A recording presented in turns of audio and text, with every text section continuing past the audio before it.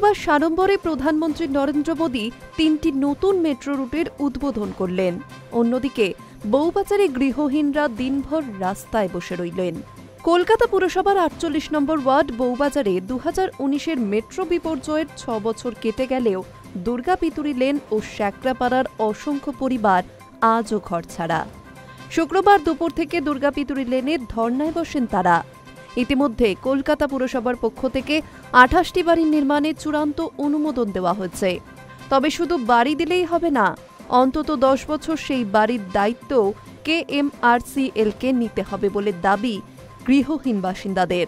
এদিন ধর্নামঞ্চে গৃহহীনদের সঙ্গে কথা বলেন মেয়র ফিরহাদ হাকিম। তাদের পাশে থাকার বার্তা দিয়ে বলেন, সোমবার একটি বৈঠক হবে, সেখানে ক্ষতিগ্রস্ত বাসিন্দারা, কাউন্সিলর, যাদবপুর বিশ্ববিদ্যালয়ের বিশেষজ্ঞরা থাকবেন। KMRCL-কেও এই বৈঠকে ডাকা হবে।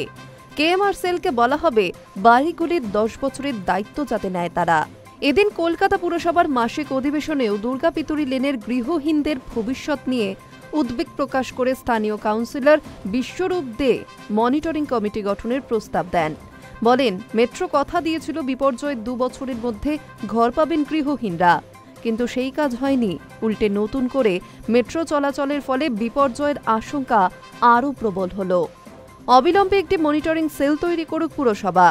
সেই প্রস্তাব মেনে একটি উচ্চ পর্যায়ের নজরদারি কমিটি তৈরি হয়েছে। মেয়র বলেন, যাদবপুর বিশ্ববিদ্যালয়ের বিশেষজ্ঞদের নিয়ে একটি উচ্চ পর্যায়ের নজরদারি কমিটি তৈরি হয়েছে, তারা নজরদারিও চালাবে। এদিন বিকেলে যখন মেট্রো চাকা গড়াতে থাকে তখন থালা বাজিয়ে বিক্ষোভ দেখান গৃহহীনরা। ২০১৯-এর ৩১শে আগস্ট অভিশপ্ত সেই রাতে সর্বহারা হয়ে যান কয়েকশো পরিবার। তারপর থেকে যাযাবরের মতোই জীবন কাটছে গৃহহীনদের। দুর্গাপিতুরি লেনের বাসিন্দারা বলছেন, মেট্রো কর্তৃপক্ষকে বলা হলেও তারা বলে দিয়েছে নিজেদের মতো বাড়ি দেখে নিতে। আর কত বছর অপেক্ষা করবে? অভিশপ্ত পরিবারের বুকের উপর দিয়ে মেট্রো চলবে। আমাদের কথা কে শুনবে তখন? আর একবারও আমাদের কথা এদিন বললেন না প্রধানমন্ত্রী। Hi news network.